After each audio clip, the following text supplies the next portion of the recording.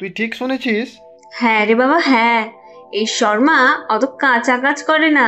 মাসিমাকে ফোনে বলতে শুনলাম কাল সকালে বেরোবে, ফিরবে সেই রাতে। তাহলে প্ল্যানটা বলে ফেল দেখি। আমি বলছি, মা বেরিয়ে যাওয়ার পরই আমরা খাবার দাবার নিয়ে ছাদে চলে যাব। সবাই মিলে জমিয়ে আড্ডা দেবো, পিকনিক করব। উফ, বহুদিন পরে একটু যেন প্রাণ ভরে আনন্দ করব।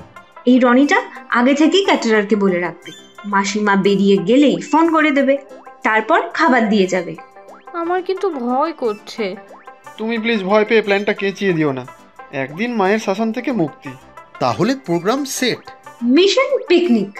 আমি এবার ঘরে যাই, তোদের মা দেখতে না পেলে সন্দেহ করবে।